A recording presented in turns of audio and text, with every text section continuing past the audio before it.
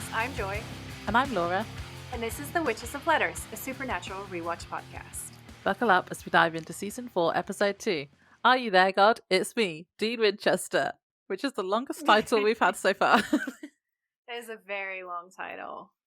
Yeah, it's good though. That is the Judy Blume novel, isn't it? I looked it up. Yeah. It's me, Margaret. It's me, Margaret, yeah. Yeah. I literally had a thought in my head about what I was going to say to you about my preamble. Laura! I'm in a weird mood today. I can tell. I don't know why She's either. really in a, bantery frame of mind today. In the last episode, Dean was such a thirst trap before he died that I am finding it difficult to see thirst traps in this episode. And also, there's so much going on in this episode. I'm not going to lie to you. I've really struggled. I'm going to have to think about it when we come to it because, there's just a lot of it is just oh my gosh, Dean. Oh no. I don't know if I've got that many thirsts. I don't think this is a very thirsty episode, except for maybe Castiel. I have something to say at the end about him. Yeah. Dean didn't die last episode though. He came back last episode. That's true. But yeah, I know what you mean. I feel like I had the similar issue. Yeah. I just feel like the season finale Dean is such a thirst trap that the following two episodes, it's so difficult to compete with that because, he knocks out a fully grown man, throws him over his shoulders like he's a sack of flour, and just gets him to safety, and it is so hot that it short-circuited my brain. And then on top of that, you have the part where he kills the demon cop. Yeah. And it is just so efficient and hot and amazing. It's just the way he's just so powerful as a character. It's awesome. So yeah, I am finding Castiel to be extremely cool and sort of stealing the thunder. Yeah. Literally stealing the thunder and the lightning. So I'm kind of finding it's interesting. I'm finding it harder. There was a moment where Sam gets kind of angry at Ruby. And I was like, oh, that was kind of a thirst trap. But yeah, I don't have a ton of, I'm left, right, and, thirst traps everywhere. Yeah. I'm a thirsty bitch, but apparently not today. Mm-hmm. I just checked my end of episode games and I've just got a generic one. So I had the same issue. Yeah. I did. Same page. As a first-time watcher, I was intrigued by the then bit of this episode because it showed us lots of different people from past episodes, didn't it? And I was like, ooh, Are they all going to come back? Why are we seeing all of them? It was nice seeing really Ronald. Interesting. And Meg. Oh, yeah. Not Henriksen. I didn't care about seeing him. Yeah. But yeah, it is interesting. Yeah. Do you want to do synopsis? Yeah, let's get into it straight away. So this is season 4, episode 2. Are you there, God? It's me, Dean Winchester. The original air date for this episode was September 25th, 2008. Sam, Dean and Bobby investigate when lots of other hunters are brutally murdered. They soon work out that they are being killed by spirits who blame the victims for their deaths because they couldn't save them. People from Sam, Dean and Bobby's past start appearing to them too, and they have to fight to stop them. They realise the spirits have some sort of brand on their skin, and Bobby works out that this is the sign of the witness, and this means someone has brought these spirits back on purpose. Bobby finds a spell that will send the spirits back, and we find out later, from Castiel, who appears to Dean in a dream, that Lilith was behind raising the witnesses, as this is one of the 66 seals she needs to break, and she's trying to do this to free Lucifer and start the apocalypse. Which sounds very ominous, I have to say.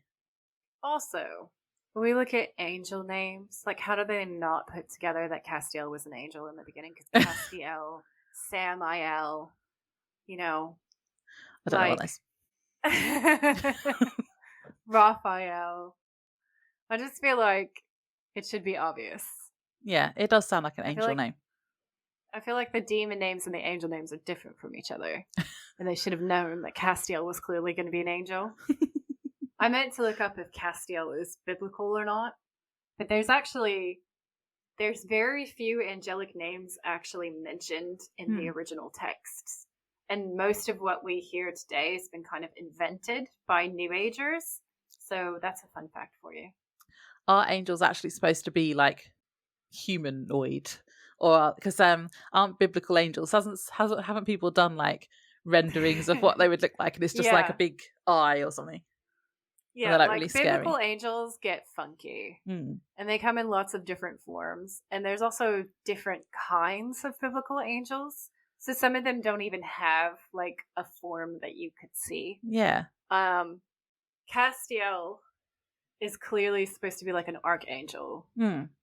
And that is a bit different, but yeah, like the floating thousands of eyeballs is a lot more accurate. Like just wings and eyeballs and spinning on infinite spheres of stuff. Yeah. Scary. That it's scary. For someone who I always say that I don't like biblical things or like religious things. I am spiritual though, and it's always intrigued me. Like there are some, I kind of want to read the Bible again as an adult. Do you know what I mean? Because some of it is like really. The Songs of Solomon are so hot, especially the Old Testament. I really want to read it again because it's like there's some shit that goes on in that. There is some hot tea. It's true. Yeah, I feel like it would be good if I kind of read it as like, I don't know, entertainment. Yeah.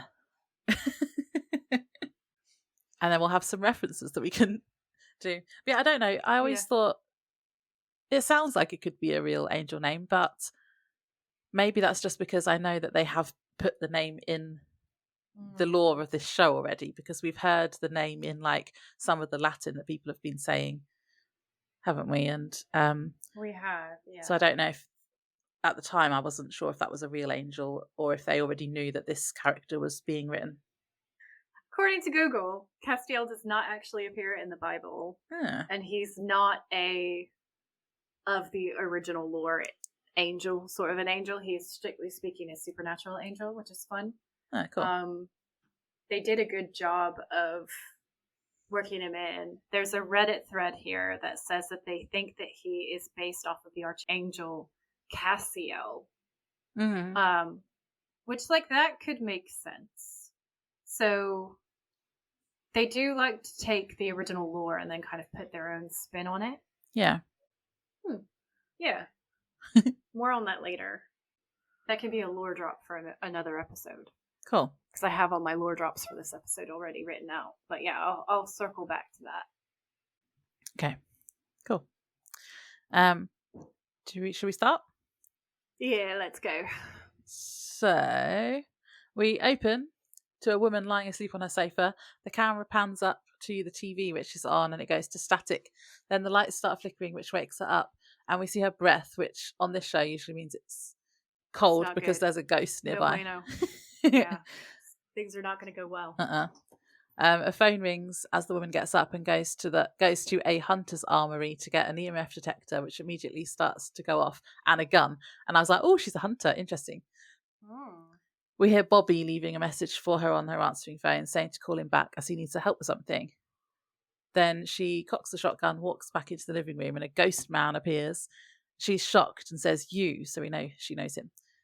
Then she shoots at him and grabs a bag of salt. She puts the salt across the doorway. He reappears and she tells him she's sorry and backs away.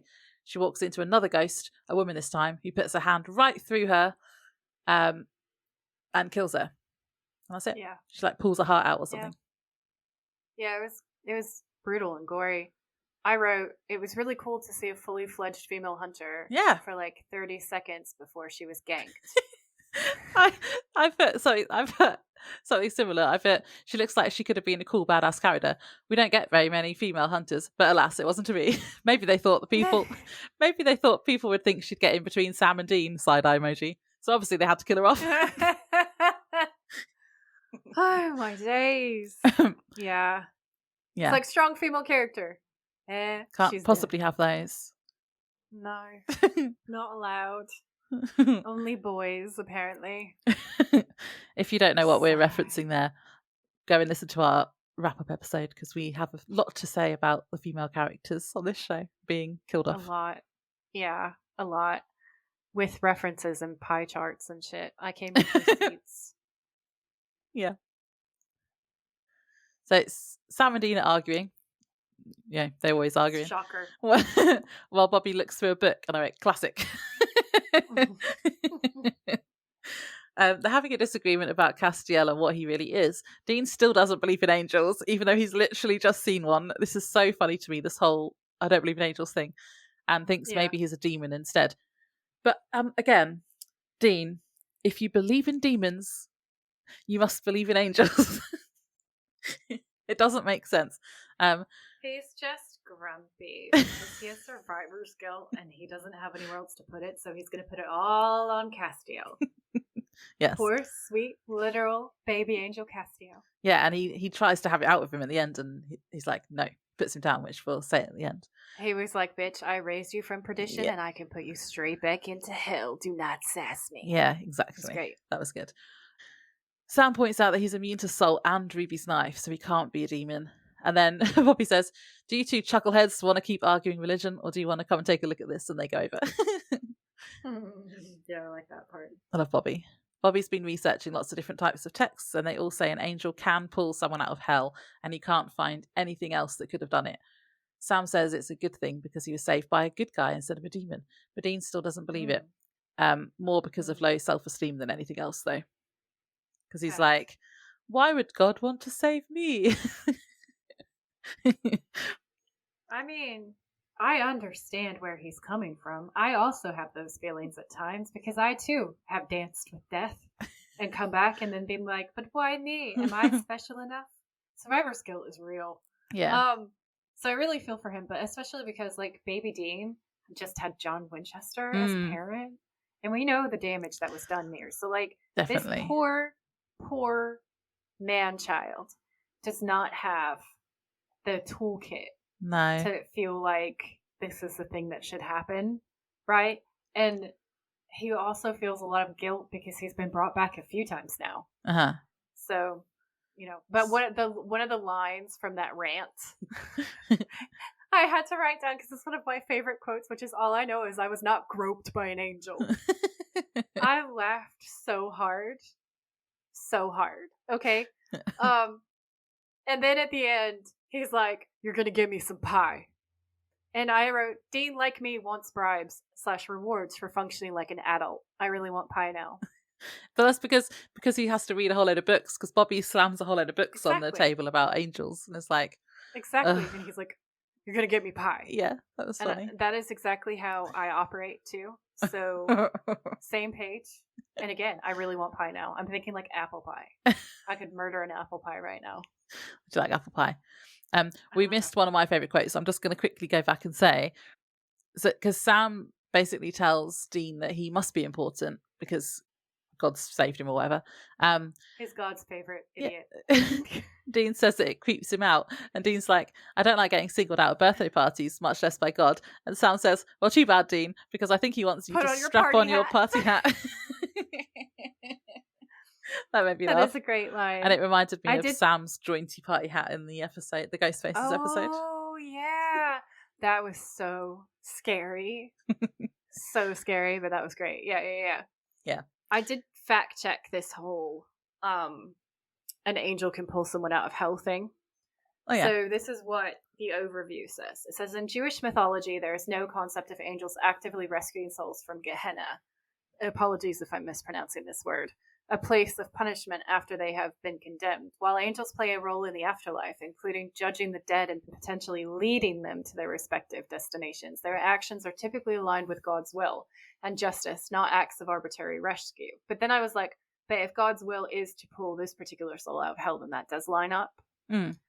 Yeah. So while it's not actively written into the Torah or the Bible, it's not so outside the realm of possibility that it would be like ridiculous.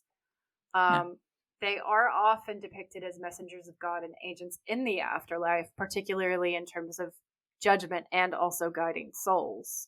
Gehenna is actually a place of purification and punishment for the wicked in Jewish tradition, and not a permanent hell. So the duration of time spent there varies, but the concept of a soul being eternally damned and trapped there is not really prominent, which I thought was interesting. Yeah, that's interesting. So you have judgment and the divine will. It says the process of judgment and the fate of the soul are ultimately determined by God, not by angels. While an angel may be involved in carrying out these judgments, they do not have the power to override God's will. And it's like, well, again, this would be God being like, hey, angel, go get that kid.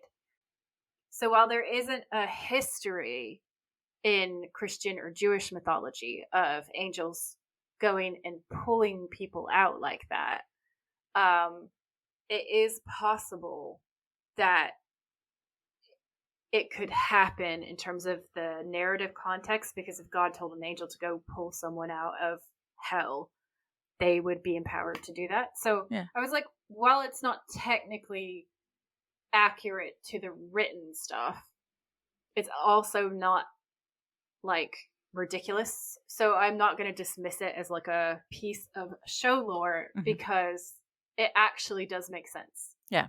Okay, cool. So it's like partly true. Yeah. Cool. So Dean has asked Sam for some pie. That's important for later. So then we cut to Sam in the Impala. Well, actually, I have a question about whether he's in the Impala later. Sam in the Impala on the phone to Dean saying, yes, Dean, I'll get the chips. And dude, when have I ever forgotten the pie?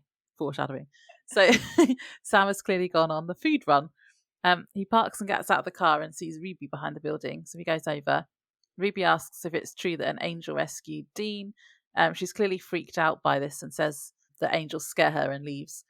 She tells Sam to watch himself, and Sam says he's not scared of angels. And Ruby gives him a look like, okay, whatever, and walks off. So I had a funny take on this. I was like, Sam is so outraged, but he is about to forget the pie. So Dean knew pie is sacred. Dean is a zombie, but it's junk food, not brains. Left my ass off. I was like, this is why he eats so much junk food now, because he's been brought back so many times. He's got to fill himself with pie and burgers. He's a sugar zombie. He is like a roadside shack food zombie. Fast food zombie. Yeah, fast food zombie. And then with Ruby and her being like, giving him the look, I read that look as she gives him a look that says maybe he should be, and that he's hot but not too bright. Yeah, that sounds about right. Although he is smarter than Dean. Wow, she's coming in hot today, y'all. I also wrote down Sam has kind of a sexy glare when he sees Ruby out in the daylight. Like, what are you doing coming here? My secret shame. My head was like, I'll keep you my dirty little secret. I love the All-American Rejects. Anyway, so it is funny, and I thought that was kind of a thirst trap. But yeah, I thought it was really interesting. He's like, I'm not afraid of angels. And she gives him this look, and it's like, my guy, you are sleeping with a demon, and you definitely have demon blood in you, and people think you're the Antichrist. Like, maybe you should be wary of angels.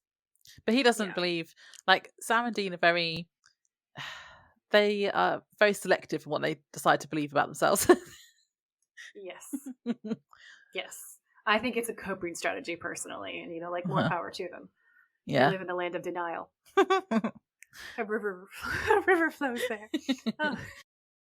Well, the next scene is where I got confused by the car, because in my notes I thought Sam was in the Impala.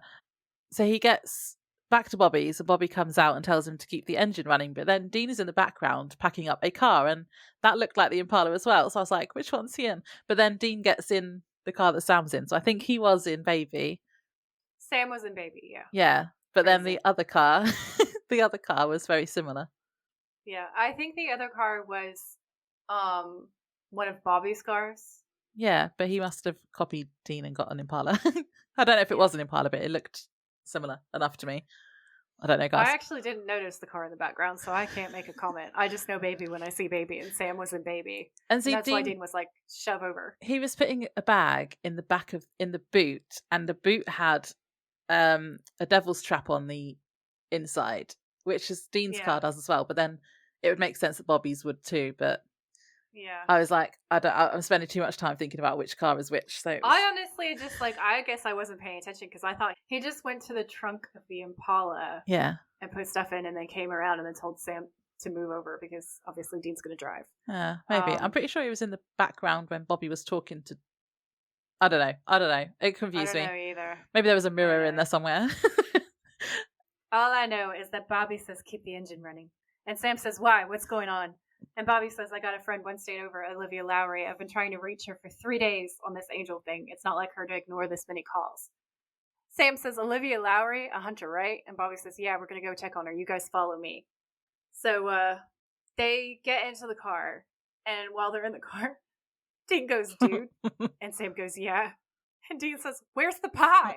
Like, absolutely flipped out. Because the first thing he does is snatch the bag with the food in it off of Sam and immediately realizes there's no pie. And is, like, traumatized. And I would have been, like, there is nothing worse than somebody goes out for food and you're like, whatever you do. That was the whole point. Remember to bring me this thing. Yeah. This is the entire point. And they come back and they don't have the thing. He did all that reading for no pie.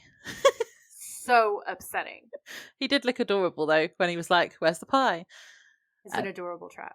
And then my notes, I just wrote, so Mr. Have I Ever Forgotten the Pie? Forgot the pie. Poor Dean. Yep. Yep. I wrote, I have never in my life related more to a fictional character. That's fair.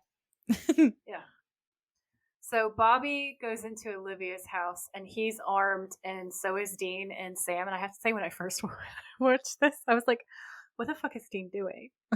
Then I realized he's aiming the gun into the closet because he thinks something might be hiding in the closet. But the way they come around is all dramatic. And they're like 1, 2, 3, and they're watching different points, which is right. And there is good spacing on them because Nick has handled guns in his career.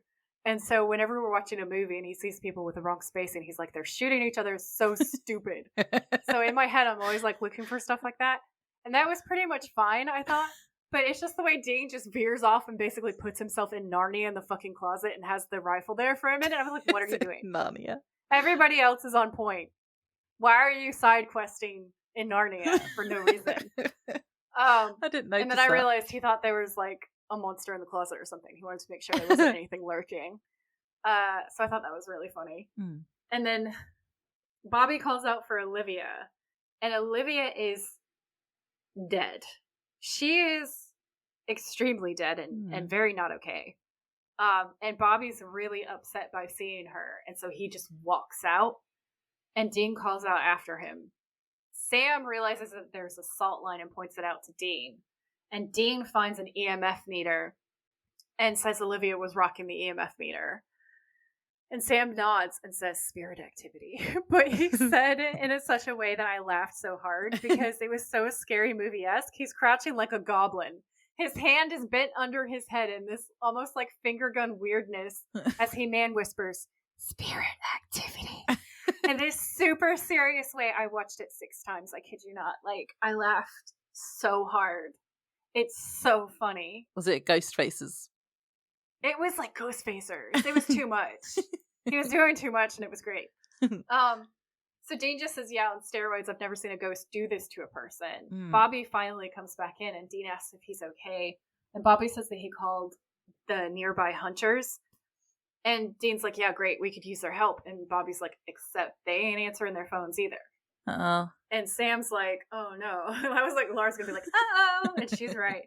And Sam is like, something's up, huh?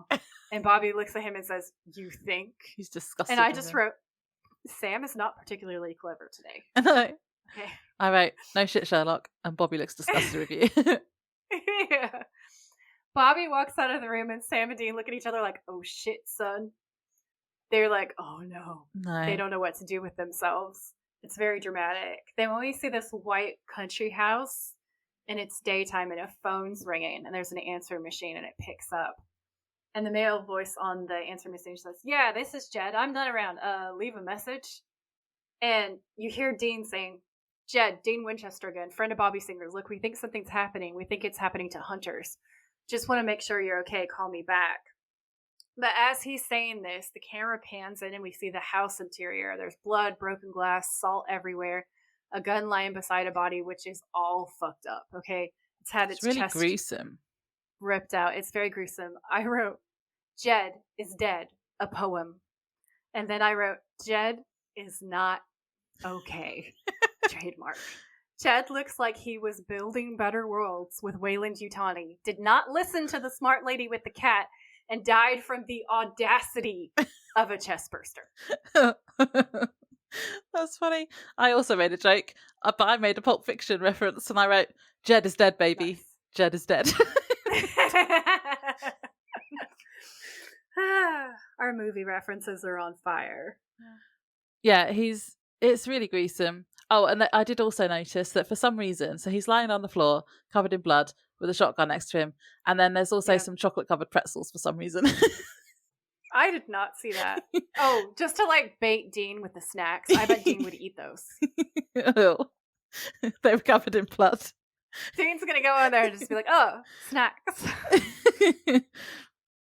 Yeah, so we cut to a little later. Sam and Dean are leaving Jed's house after finding his body, and they're on the phone to Bobby telling him Bobby has been to another hunter's house and same sitch. They plan to regroup at Bobby's to work out why ghosts are killing hunters. On the way back, Sam and Dean stop at a petrol station. Dean is asleep in the passenger seat and Sam is driving. He gets out to fill up the car and we see someone watching them from a distance. Sam goes to the bathroom, and as he's washing his hands, we get the cold breath effect thing, so we know there's a ghost behind him. The mirror starts to freeze up, and Sam wipes at it with his hand, and Henriksen is there. Jump scare. It turns out he blames Sam and Dean for his death, and he attacks Sam. And my initial notes were, Henriksen, still a dick even though he's dead. Yeah, basically. Same thoughts. And then he goes off on the rant about Lilith. And I wrote, where the hell is Lilith anyway? She just vanishes. Yeah, so then Dean comes in and shoots him with salt and he disappears. Hey, Dean. I was just going to say, before we move on, my notes say that it was 7 years of bad luck because he gets smashed into a mirror and he has yet another head injury for Sam. This is why Sam is being a bit slow. And then I wrote, this bathroom is the scariest thing I've seen so far. Sam, go bathe in some bleach water or something. Ew. That bathroom nasty. Yeah. Anything with mirrors, it just reminds me of the Bloody Mary episode. I don't like mirrors. Yep. Mirrors are great for scaring the shit out of you. Oh, and we had mirrors in the episode. Was it Usual Suspects? That had a mirror in it as well. Yes. Yeah. The ghost comes through the mirror. Yeah. Right, so at Bobby's, the lights start flickering and his breath turns cold too, and we hear little children giggling, and I wrote, great. Creepy children. And his Laura's loving life. His radio's turning on and off as well. He grabs a fire poker and follows the giggling. At the stairs, a ball bounces down it. This is actually creepy. It also reminded me of ghost hunting shows where they know there's like a little child ghost and they always ask it to like roll a ball or something. Yeah. He then turns around and finds some creepy shining twins just standing there staring at him. And I just wrote, nope. I'm noping out there. I wrote, there's the part where the ball slowly comes down the stairs. And I wrote, that is never good. Like there's no instance in which you hear creepy disembodied child voices laughing and a ball rolls down the stairs. Nope. Like it's always followed by bad shit. And then I was like, oh my god, it's the Shining Girls down to the dresses. Wild applause. Yeah, that was so obviously trying to be that. It was amazing. I loved it. I appreciated the nod. An homage, if you will. So it is the road at night and we're seeing the Impala. Dean's driving on the phone. Sam's in the passenger seat with bruises on his face. Dean's looking at his phone and he's saying, damn it, Bobby, pick up. And then he says to Sam, how are you feeling, huh? How many fingers am I holding up? And Sam goes, none. I'll be fine, Dean, because Dean's driving. So there were no fingers anyway. And Sam's so mad. It's so funny. And Dean's like, why? What did he want? And Sam says, revenge, because we got him killed. And Dean says, Sam. And Sam goes, well, we did, Dean. And Dean has had enough. He's like, all right, stop right there. Whatever the hell is going on, it's happening to us now, okay? I can't get a hold of Bobby, so you're not thinking answers. Don't think at all. And I was like, to be fair, Sam is being a bitch face. They saved everyone, and then Lilith turned up and killed them after. Also, Ruby was right. 100 points to Ruby. I feel like this was a little mean because of his poor brain, though. So he definitely had another concussion. But they were all up in their feelings. Yeah. So then we're in Bobby's house during the day. Dean and Sam enter the house with the guns cocked and ready. That was Dean quite hot. calls out. He's like manly whisper screaming, Bobby! They find the iron poker on the ground. Dean says that he's going to go upstairs and he wants Sam to go outside. So Sam goes out to the junkyard, and we see from the camera's point of view that Bobby's trapped inside a car with the two creepy girls who are like putting their tiny child hands over his mouth and making him be quiet. Why are they so creepy? I don't know, but it does work, doesn't it? It's like, eh. So Dean is searching upstairs and calling out for Bobby. And then he realizes that something is going on. So he says, come out, whoever you are.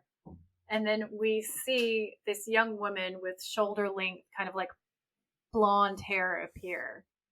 And well, before he goes upstairs, all of the doors close except one that opens. And I was like, this doesn't seem like a trap at all.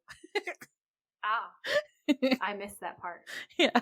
And then we get her. So she says, Dean Winchester, still so bossy, you don't recognize me? And then he flashes back and realizes that he's seen Meg.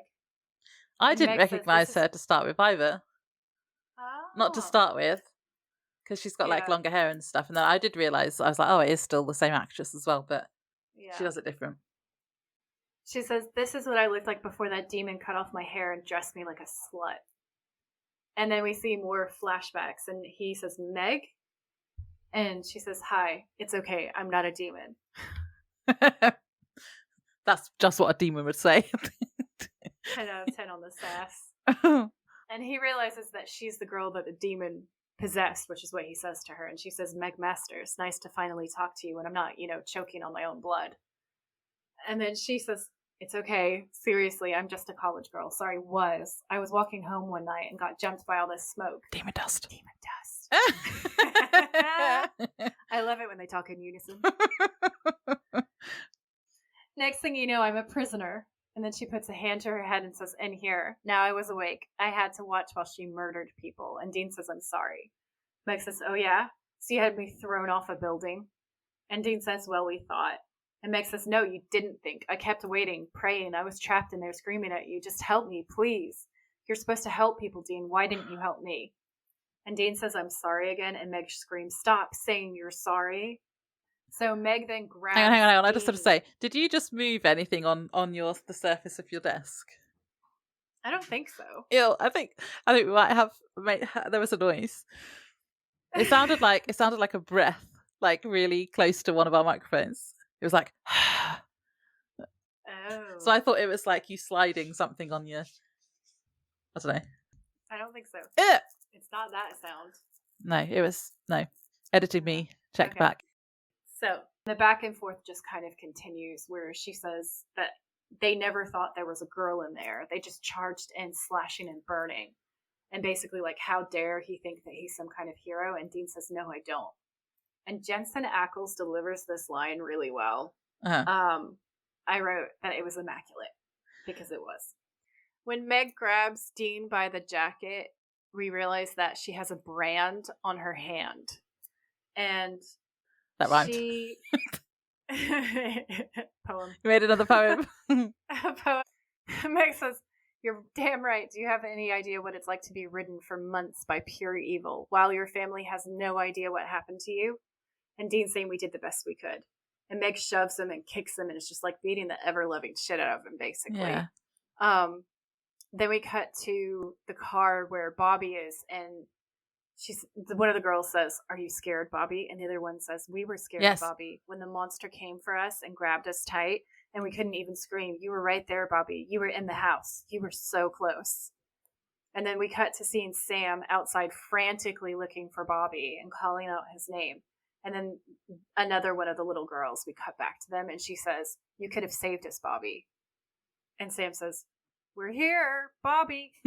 And the other girl goes, you walked right past that door. The monster had us, and you didn't find us. And now they won't find you. Because they're evil, creepy children, twins. I wonder what monster was after them. I don't know, but, like, way to hold a grudge. Like, it's unfair. I can understand why Meg is so angry. Yeah. Like, that's kind of justifiable. Henriksen is a dick. Meh. But Meg, I get. these children, I'm just like, I know you're kids, but way to hold a grudge. Yeah, and like, he must have been come on. trying to find them if he was there. Clearly. Okay, so we're back inside Bobby's house on the upper floor, and Dean is still on the floor. Meg is standing over him, and she's saying, "It wasn't just me, Dean. I had a sister, a little sister. She worshipped me. You know how little siblings are, right? How they'll do anything for you. She was never the same after I disappeared. She just got lost. And when my body was lying in the morgue, all beat up and broken," and Dean says, "Meg," like he's pleading. And Meg says, "Do you know what that did to her? She killed herself. She kicked Dean in the stomach because of you, Dean, because all you were thinking about was your family, your revenge, your demons. 50 words of Latin a little sooner and I'd still be alive. My baby sister would still be alive. That blood is on your hands, Dean." And Dean says, "You're right." And he's very, very sad. And it's all really sad, actually. And I remember the first time that I watched this scene, it genuinely broke my heart, and I was actually crying the first time that I ever saw it, because it's so visceral. Like, you feel so sorry for Meg. She has every right to be heartbroken about what happened to her and her family. And you can easily imagine that if that happened to Sam or Dean, like the horror of it all. So it's really emotional, and like it's like gothic horror that is deeply emotional. Yeah, but then you also feel bad for Dean as well, because you're like, it's not his fault really. But yeah, you can. He was just doing the best that he could do. He did everything that he knew how to do. He tried as hard as he could, and it wasn't enough. Yeah, and people died, and it was horrible. And that is like the psychological weight of being a hunter in this world. Trying to save people. It's a dark, brutal world that they're living in. You know, they can't save everyone, even if they want to. Yeah. So then we're outside again with Sam, and he realizes which vehicle Bobby is in, because he could see them in a wing mirror of another car. And I paused it and I really, really looked, and I could not tell. I could not see Bobby in that mirror. So yeah, I don't know how Sam did from really, really far away. But anyway, he finds Bobby. But the girls like telekinetically throw him back down to the ground. And I wrote, these little girl ghosts are super strong. And then they are super strong. Yeah. Then one appears and goes to hit him, but he swipes at her with the fire poker because it's iron, isn't it? And she disappears. And initially, I wasn't sure if he'd used a weapon or his powers here, but he had an iron poker. Yeah. So he gets them from the front, and Bobby comes in from behind with his like iron crowbar, and it's like a 1-2. Yeah. And it's really fast. It's really good action. I really like that. Yeah, that was good. So then we're back at Dean and Meg, and Dean is crawling away from Meg and then points a gun at her, and she points out that he can't shoot ghosts, and I wrote, he will try though, Meg, don't you worry. And then Dean shoots an iron light fixture so it falls on Meg instead, and she disappears. Yeah, he actually says, "I'm not shooting you," before he shoots it, and then it drops and he says iron. And I wrote, Dean has finally learned. Lol. So later, Sam, Dean, and Bobby have regrouped, and they realise that the spirits are all people that they couldn't save. And Dean tells them about the brand on Meg's hand. And Sam says that he also saw one on Henriksen. And then Bobby asks what it looked like. So Sam draws it on a piece of paper. He shows it to Dean, who confirms that's also what he saw. Bobby says he may have seen it before, grabs a load of books and hands them to Sam, who asks where they're going. And Bobby says, "Someplace safe, you idiot." That was so funny. And then Bobby takes them to a secret like iron bunker he built under his house. And inside there's a huge devil's trap or like protective emblem on the floor and an arsenal of weapons. And I just wrote, cool.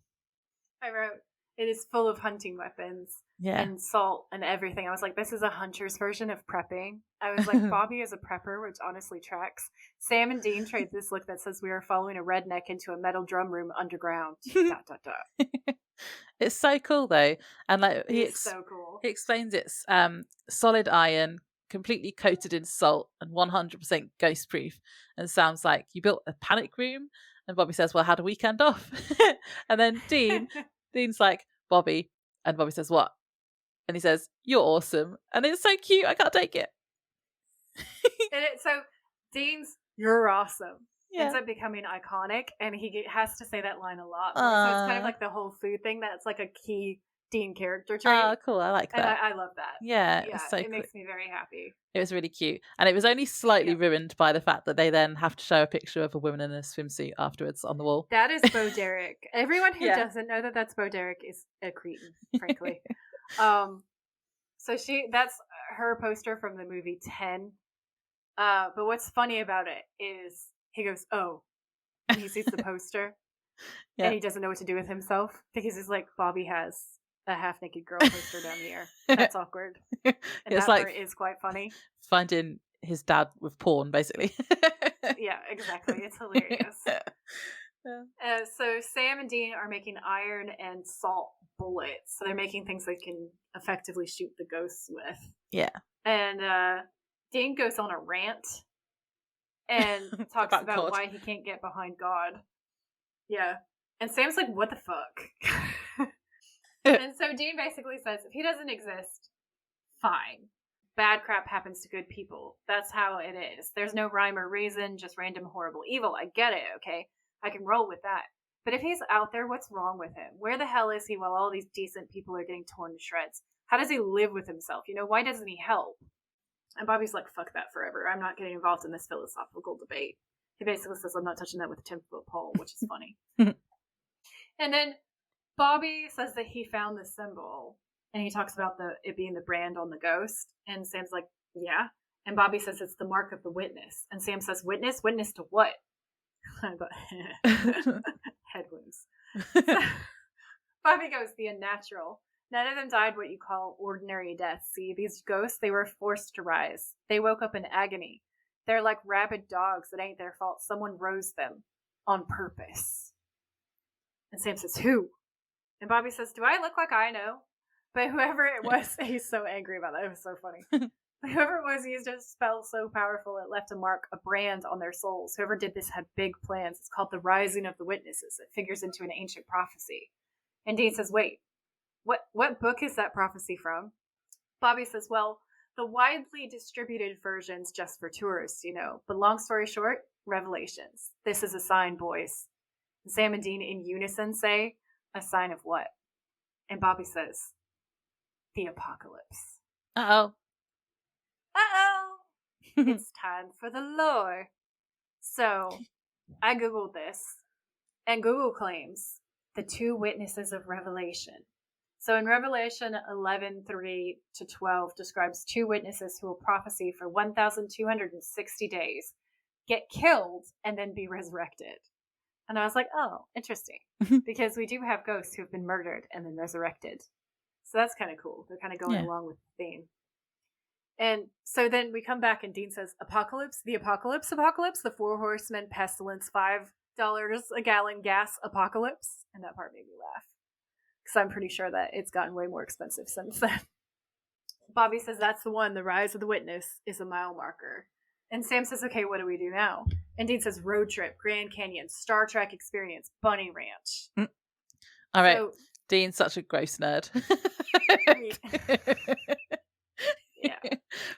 I wrote, a bunny ranch is a legal brothel for people who don't know what he's talking about. Mm-hmm. And then I wrote, for fuck's sake. And then I wrote, I choose to believe this was a joke. And then I said, I called it Dean is a Trekkie. Yeah. I also have a link in my show notes to the actual Star Trek experience, if you guys want to go and have a look. It doesn't exist anymore. It was a thing that was at its peak in the 90s, but it was epic. So if you're a nerd and you want to go and see what the Star Trek experience was like, or reminisce, that's in my notes. And if you're a gross nerd, you can also go to a bunny ranch. For legal purposes, this podcast does not condone brothels. Thank you. So Bobby says, first things first, how about we survive our friends out there? And Dean says, great, any ideas aside from staying in this room until Judgment Day? And Bobby says that there's a spell to send the witnesses back and it should work. He is a witch. Yeah. And Sam says, should. Great. And I was like, take several seats, Sam. What are you doing to help today? You're just mad because Bobby's smarter than you today. So Bobby says, if I translate it correctly, I think I got everything we need here at the house. And Dean's like, any chance you got everything we need here in this room? And I laughed so hard. So did Dean I. was like, don't make me go and fight anymore. I just died. I don't want to do it right now. I just want pie. I liked that bit too. Yeah. Bobby says, so you thought our luck was going to start now all of a sudden? The spell's got to be cast over an open fire. And says like, oh, the fireplace in the library. And he says, bingo. Dane's like, that's just not as appealing as a ghost-proof panic room, you know? I like that bit as well. Yeah. He's funny. Yeah. And we see them go out, and Bobby tells them to cover each other, aim really carefully, and don't run out of ammo because they will be shredded to death by the ghosts if they run out of the ammo they've made. So they carefully make their way out of the bunker and into the stairwell. And there's a ghost sitting on the stair, and we realize that it's Ronald. Yay. He says, hey, Dean, you remember me? And Dean flashes back to Ronald being shot in season 2, episode 12, which is Night Shifter. We loved Ronald. Yeah. In my initial notes, I wrote what Dean then says, because I wrote Ronald with the laser eyes. Yeah. And then Dean says it. I do that quite a lot. Yeah. You and Dean are on the same wavelength, clearly. Yeah. So Ronald says, everybody on the floor now. He's got the laser eyes. And Dean, we come back to the present moment because that was from the flashback. Dean says, Ronald, huh? With the laser eyes? I wish I could say it's good to see you. Because he and Ronald, for those of you who've missed that episode somehow, they were buddy-buddy. Yeah. And then Ronald the ghost says, I'm dead because of you. You were supposed to help me. And Bobby shoots Ronald. Bobby's like, you're going to shoot, don't talk. Yeah, and that quote is from The Good, Bad, and the Ugly. Nice. Very nice. I love that. Oh, and also I had a note to say, have I put Bobby on my green eye conspiracy list yet?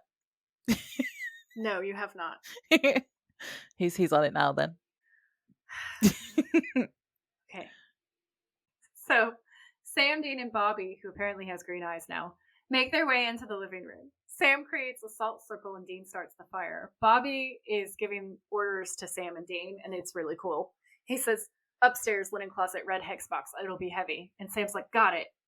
The two girls appear in the living room, and the first girl says Bobby, and Dean shoots at them the same way that he shot at Ronald. He's like, I think they understand these are each other's painful ghosts, so they protect each other, because Bobby is his dad, and Dean is his son, and it's adorable. So Bobby says, kitchen cutlery drawer. It's got false bottom, hemlock, opium, wormwood.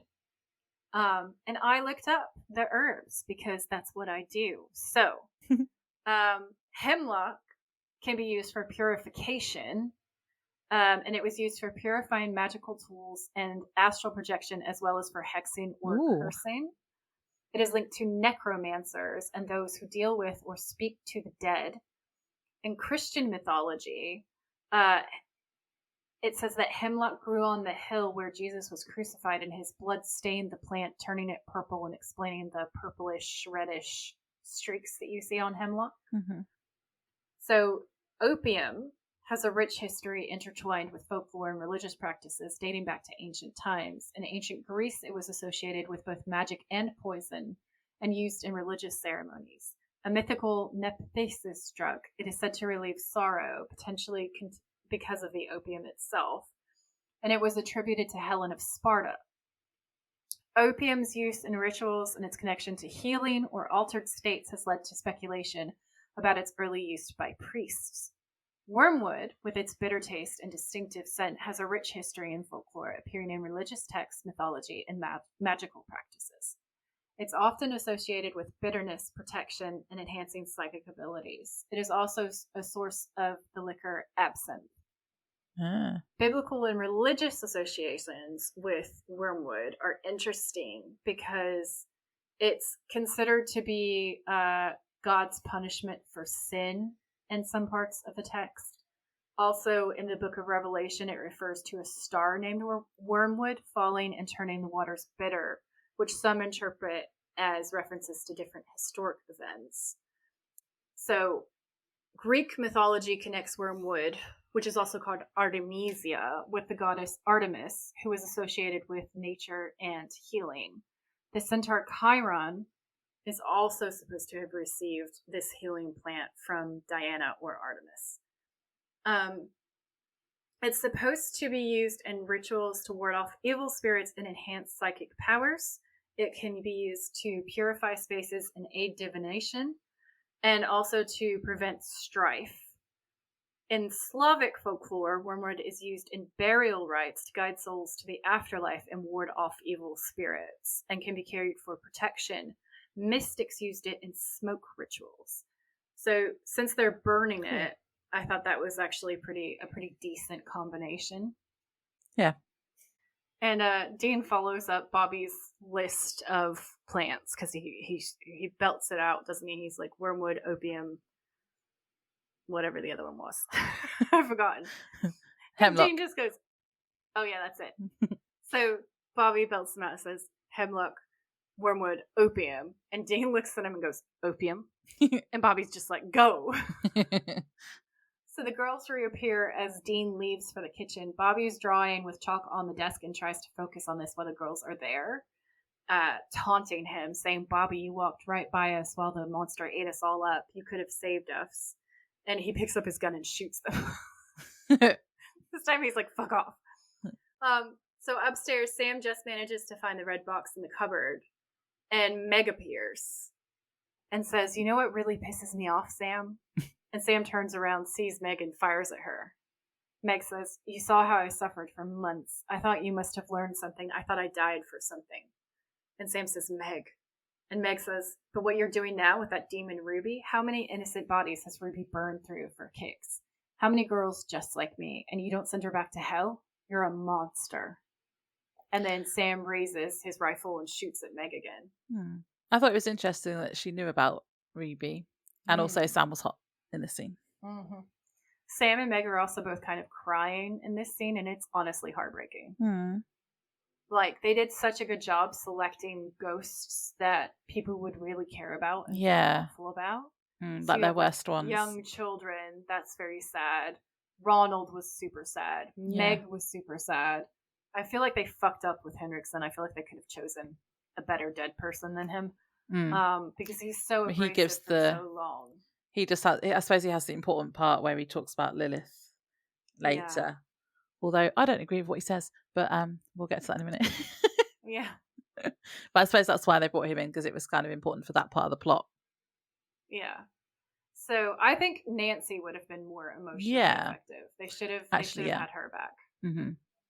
So Dane's in the kitchen looking for the false bottom in the drawer, and the doors to the kitchen suddenly close by themselves, and Bobby's shouting, Dean? And Dean says, I'm all right, Bobby, keep working. Then Henriksen appears, and he says, Victor. And Henriksen says, Dean. And Dean says, I know. And Henriksen says, no, you don't. Dean says, it's my fault, you're dead. I left you behind, and the minute I heard about that explosion, I thought, I should have known. I should have protected you. Dean kind of slyly starts reaching for the gun behind him, but it goes flying across the room. Henriksen says, not so fast. You think you left and Lilith came and we all died in a beautiful blast of white light? If only 45 minutes. And Dean says, what? And Henriksen says, over 45 minutes. Lilith says she wanted to have some fun. The secretary was first. Remember her? Nancy, the virgin. Lilith filleted Nancy's skin off piece by piece right in front of us, made us watch. Nancy never stopped screaming. Dean says, no. Henriksen says, I was the last. Dean says, Victor. He reaches inside Dean's chest and grabs his heart like it's this almost jump scare lunge. Mm-hmm. And Henriksen's shouting, tell me how it's fair. You get saved from hell. I die. Why do you deserve another chance, Dean? Because he's special. He is special. He's a special, special boy. Yeah. And he's very pretty. Well, so this is where I kind of have my flag. Well, I don't know if it's a flag, but we saw that. We saw that Lilith walked in, like the little girl Lilith walked in, and then she did the white flash thing straight away. So is this a flag, or is it just... Oh, this is a flag because this is the writers being like, you think you know, but actually, because they wanted a reason to have him come back as a ghost and say something like that and make them feel horrible. Yeah. So, but we saw what happened. Yeah, we saw what happened, and they're trying to do kind of like a hanging the lantern situation where they're like, but really, it's like an example of like back writing where they're trying to go back and change what we think we know happened, but it's just not done very well. I suppose he could have just been lying, like the ghost of Henriksen could have just been lying for effect. But yeah. Maybe. Yeah. I don't know. It would have sat better if it had been believable, but it's not 100% plausible because of what we as an audience saw. Yeah, that's what I thought. So Sam charges in and shoots Henriksen and then runs to try to help Dean. Sam says, "You all right?" And Dean says, "No." And Sam says, "Let's go." So he helps Dean up, and he and Dean carry the hex box and the other ingredients into the library. Ronald appears again as Dean is reloading his gun. Dean says, "Ronald, hey, come on, man. I thought we were pals." And Ronald says, "That's when I was breathing. Now I'm going to eat you alive." And he delivers that line in a really freaky, scary way. Like, that's a really good piece of horror. And then Dean says, "Well, come on, I'm not a cheeseburger." And I wrote, "This did not land. This was not, I didn't like that." Yeah, so Dean cocks his gun and points it at Ronald, but Ronald has vanished. Bobby recites some Latin words, and the windows blow open, and a wind fills the room. The wind moves the salt so that they are no longer protected by it. Meg appears, and Sam quickly shoots at her as Bobby continues to recite the spell. Ronald appears, and they shoot at him. Sam and Dean continue to fire as the ghosts keep popping up. And it's like whack-a-mole, but with ghosts. Well, I wrote, murderous. Would it have been easier to replace the salt? Maybe. The fan favorite theory that blew up and went really viral was someone said that Sam and Dean should just go around with hula hoops filled with salt. Yeah. And then just put them down and then they're protected. Fine. Yeah. Yeah. Or just hula hooping. For fun. Anyway, yeah. So it would have been, they're like, yeah, this is the solution, clearly. So Henriksen knocks Dean's gun out of his hands while he's reloading and approaches him. Dean grabs another gun and shoots it, only to find it empty. He quickly picks up an iron rod and hits at Henriksen. Meg appears and pushes Sam against the wall, trapping him there with a desk. Sam tries to push the desk away without success. I was like, oh, where are your powers? Yeah, and also it's only a desk. Like, Sam's a huge man. Yeah. I don't know. Although then the little girls start crawling over it, so then it would make it heavier, and that was creepy. Yeah. So Dean says, "Sam," and Sam says, "Cover Bobby." Bobby continues reciting the spell, and Sam keeps trying to get out from behind the desk. The two girls are sitting on the desk waiting. Meg plunges a hand into Bobby's back, crushing his heart. Bobby drops the bowl with the spell ingredients. And I wrote, and this is where I had a flag, where I said, okay, but Dean had a gun. Because Bobby's like, "Dean, fireplace!" And Dean catches the bowl and then throws it on the fire. I was like, I feel like you could have just shot her and then done it. Okay. Yeah, I don't know what maybe he was worried about it spilling or something if it landed on the floor. Maybe. I don't know. But yeah.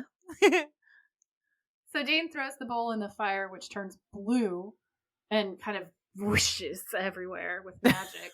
The ghosts all disappear, and Bobby falls to the ground. Dean checks on Bobby. Sam manages to push the desk away because apparently he can't. So I guess it was just the tiny ghost children were like, no. They were holding it. But like you say, like, where are his convenient powers? It was convenient to have them then. Yeah, I know, right? Yeah. So Dean and Sam help Bobby up, and he lets them know that he's okay. I do like that they've been doing a lot of witchcraft recently. It is fun. I like it. I approve. Yeah. I approve this message. Do witchcraft. It's good for you. So it's Bobby's house later on in the night, and Sam is asleep on the couch, and Dean's asleep on the floor nearby. That was hot too. We wake up to find Castiel standing in the kitchen. Dean checks on Sam, sees he's asleep still, and walks over to join Castiel. Castiel says, "Excellent job with the witnesses."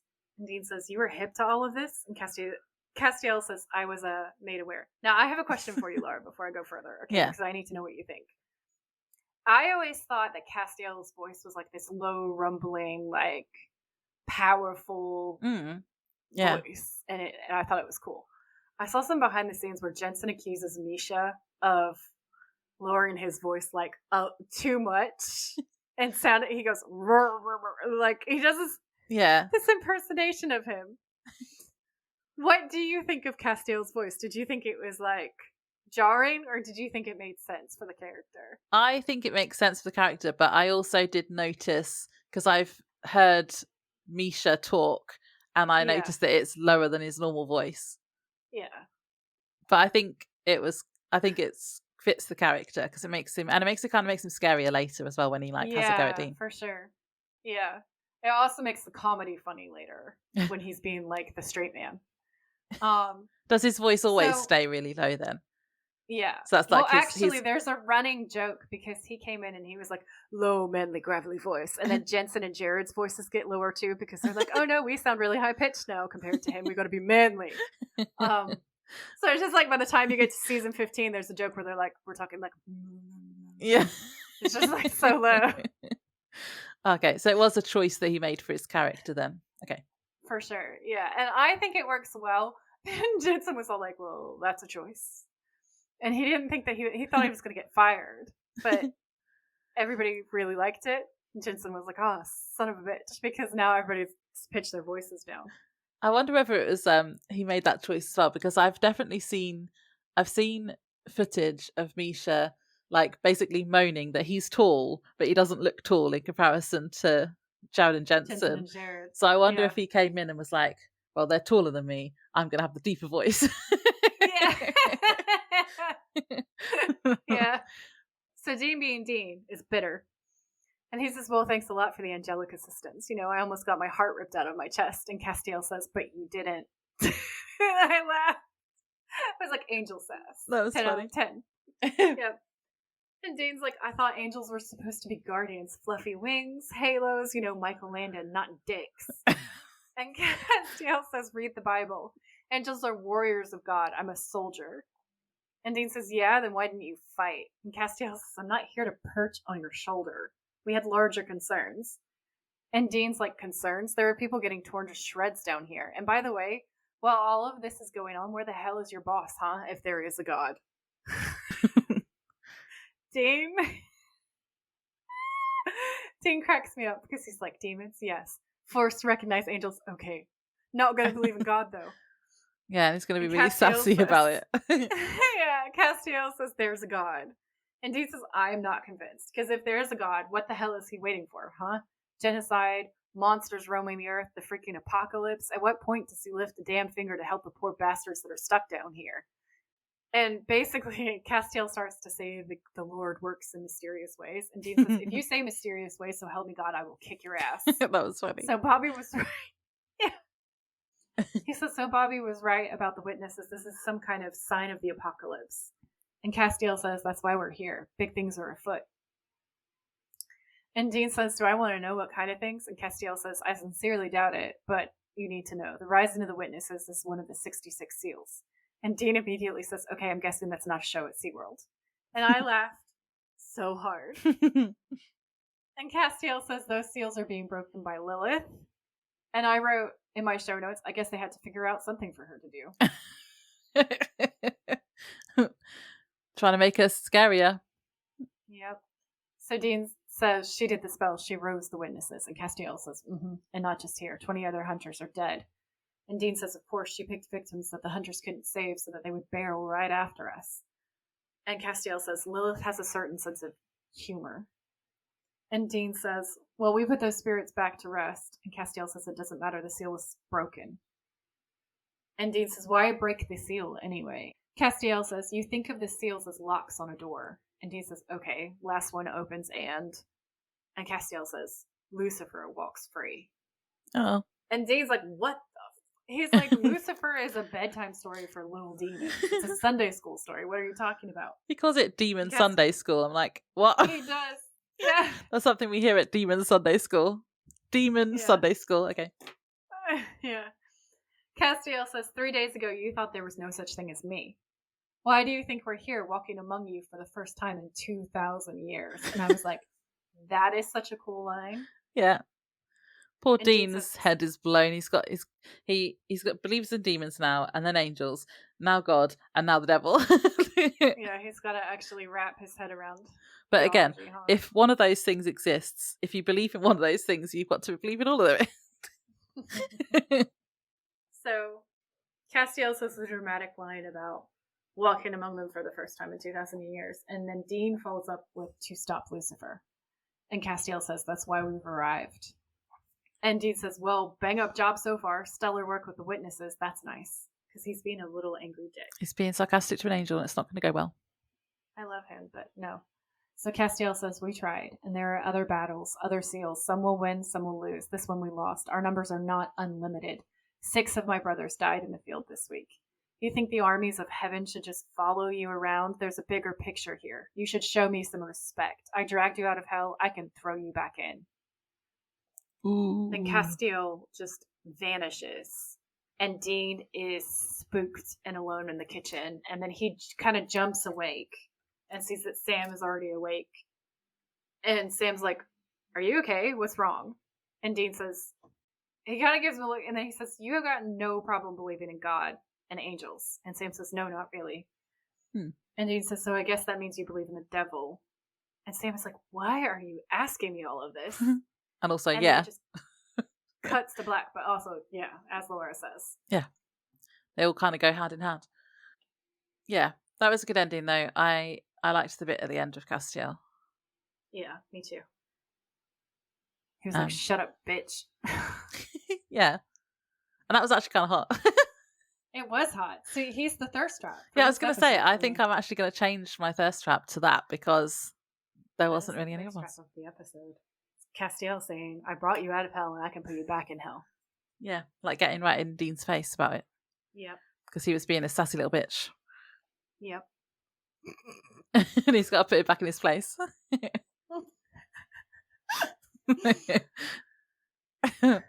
Yeah, so good. It's good. Yeah, thank you. I don't really know what's coming up. I like that they're setting up this. So Lilith is going to be the big bad again, and I do think it's interesting the whole Lucifer getting free thing. That will be cool or interesting. That'll be cool. Yeah, and I do like how I like Castiel at the moment. I think he's a really interesting character. Yes, I think it's going to be interesting to see where this goes. Yeah, I really love this build up because I know that I said that Lilith is a bit of a wet firework, and at this point in the storyline, I stand by that. But it is really menacing and cool that she's doing things with arcane magic that is so brutal and so scary. And on top of that, she's starting to break all of these seals so that Lucifer can walk free. And what they're facing now is literally the apocalypse, like it's actually the end of the world. And then they've also mentioned the 4 horsemen. So it sets us up for the 4 horsemen of the apocalypse, which in my mind is one of the scariest and coolest pieces of lore that you could drop biblically. Lucifer is terrifying, so the idea that like the devil could get out and walk around is terrifying. Yeah. You have the whole build up with Sam and Ruby, and like, what is Sam doing with Ruby? He's using his powers. He still has demon blood in him. He's maybe the Antichrist, and Lucifer's gonna walk free. How does that jam together? You know? Yeah, and how does Dean fit in? Because Dean's very important in chosen. It all. Because exactly. Yeah. I remember at this part, with the first time that I watched this episode, I had serious goosebumps when Castiel is like, this is the first time we're walking among you in 2,000 years. Because there is such a threat and Lucifer might get out, so we have to try to stop that together. I thought that was amazing. Like, it sets up the hunters and the angels fighting together to try to stop this ultimate evil force, which is terrifying. And if you lose, it's the end of the world and the devil's out. You know, that is terrifying. I was like, yeah, this is scary. This is cool. This is awesome. I was so thrilled and excited to see where the story would take me next. Yeah. I loved Castiel. I thought he was terrifying and awesome, and I thought he really fit in very well with descriptions of the biblical angels, because even when they were doing things that were supposed to be nice, people were shit scared of them. They're like absolute forces of nature and creation, and they're terrifying because they're so powerful. Yeah. So it was like, okay, this is really up in the ante, and this part to me makes sense, because like, where do you go from Azazel? Yeah. this is where you go from Azazel. You keep going up. You keep making it scarier. Yeah, that makes sense. Yeah, because that is scarier than just like a yellow-eyed demon. Yeah, they tried to go from a yellow-eyed demon to a white-eyed demon who was a child, and then they tried to make us terrified of Sam because of his immunity. And like, I do see where they were going. I just don't think it was that scary. I think the scariest part of this season so far is Castiel, and that's cool, and I love that. Yeah, because it's like because I'm watching it for the first time, obviously, and it's like, is he good? Is he bad? Is it a bit of both?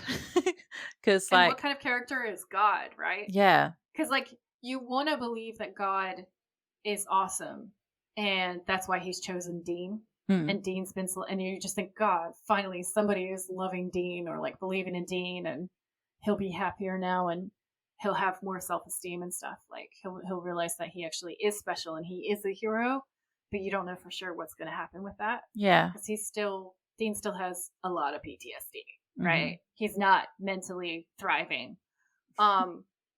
He's not live, laugh, loving, and so it's really interesting because it's like Castiel just threatened him with dragging him back down to hell. So like, in my mind, when I first saw this, I was like, how biblical is this God? Like, is this like Old Testament God and you look at him funny and then he turns you into salt? I was like, where are we going? Is God also a villain? What's going to happen?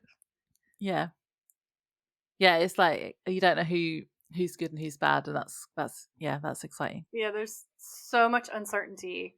There's awesome monsters, and now theoretically potentially awesome monstrous allies, right? Bobby's doing more magic, the boys are doing more magic, the villains are doing magic. It's just I do like all the magic mythical magical horror show. Yeah. So I really enjoyed the setup of this season. Yeah, I'm liking it so far too. Should we do games? Yes. Okay. Villain, hot or not? I don't really know who the villain is because the ghosts are like victims as well, sort of. The ghosts are victims of Lilith, right? Yeah. So, and Lilith is trying to free Lucifer. Yeah. So I guess technically Lucifer and Lilith are the villains of the episode, but we don't see them. Either of them. So we can't really play that game. No. Okay. This episode. Episode scare rating. I give it like I'm gonna give it a flat 8, honestly, because it's emotional and there's a lot of jump scares. And I didn't jump watching it this time, but I remember the first time I ever watched it, I jumped a lot. Like, I was scared. I jumped when the girls appear on the desk because that's the jump scare, and because they're kids. I only gave it a 6.5 though, but for the creepy kids and the hearts being pulled out. I don't feel like I'm very consistent with my ratings. But yeah, what was your favorite? It might not be you, it might be me. No, I think it's me because I'm like, yeah, and then I'll be like, oh, it's like a 6, and then I'll list off all these really scary things that have happened in the episode, and I'm like, and then you'll change your mind. Maybe it should have been higher. Yeah. So like for me, it's Castiel is a scare factor and a threat factor, and he's terrifying. So that amps it up. The corpse gore in this episode was off the charts. It was all so realistic and terrifying, and you literally saw like the inside of their lungs and stuff. There was the ghost reaching inside Dean's chest and Bobby's chest, literally crushing their hearts, and they look like they're seconds from dying. Yeah. There's a few jump scare cuts in it where we're suddenly seeing Bobby and the kids have their hands over, or there's like the slow scare of the ball going down the stairs, and then we suddenly see the Shining Twins. So I remember watching this alone at night, slightly drunk, and just going, this is too scary. I have made a mistake. I'm not going to sleep very tonight. So I'm giving it an 8 from the memory of the first time I watched it. Just be like, oh shit, son. Yeah, you convinced me. I'm putting it up to 7.5. I'm giving it an extra point. Thank you. What are your favourite quotes? The demands for pie. And also, you forgot the pie. Those are my favorite quotes, easily. Like, the pie quotes are the best ones. I did have one of those written down of hiccups. I also really liked Sam be like, something's up, huh? And Bobby was like, you think? The Sam. Oh, here. There's a point where Dean goes, dude? And Sam goes, yeah. And Dean goes, where's the pie? And he's so horrified. And to be honest, I would have been the same way.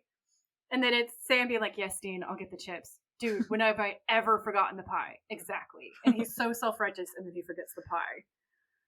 And then, like, in the beginning, where Dean's so angry about doing so much reading, he's like, you're going to get me pie. Yeah, I had that pie one. And then I also had Sam saying, well, too bad, Dean, because I think he wants you to strap on your party hat. That was a good one. Yeah. And then I also liked it when Dean said, it's just not as appealing as a ghost-proof panic room, you know? Yeah, that was good. I think that was my favourite. Yeah. I love that one. Thirst trap, so we said Castiel at the end, getting in Dean's face and demanding respect.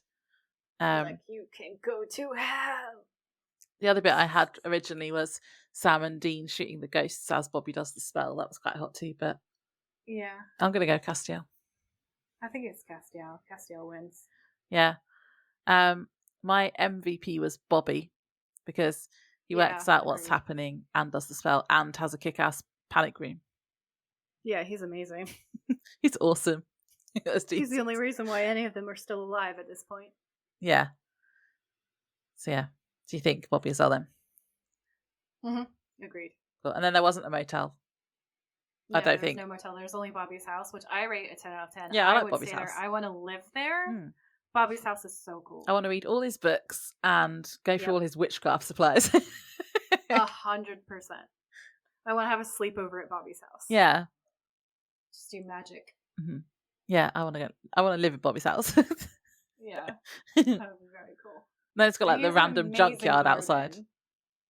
Yeah, well, that's off to one side, and then he has a really pretty, like, gardeny type area at one point. I'm trying to remember if that's just in the past. I think the house does still have a garden. I don't think it's as nice as it was originally when his wife was alive, but I'm pretty sure it's still there. Okay. Yeah, cool. Plus, he's growing his witchcraft supplies there. Yeah, he's got to have a little bit of garden somewhere. Especially for the illegal ones. I bet he grows his own. His opium. Yeah, his opium. And his hemlock. Yep. Yeah, so do you have anything else to say at the end? Should we say goodbye then? Yeah. Bye, everyone. Thanks for tuning in. If you like this episode, please rate, review, and subscribe. We would be very grateful. And if you know someone who would enjoy it, please share. You can find us on Instagram at the Witches of Letters podcast, or you can email us at thewitchesofletters@gmail.com. Until next time, stay safe out there, have each other's backs, and always keep fighting.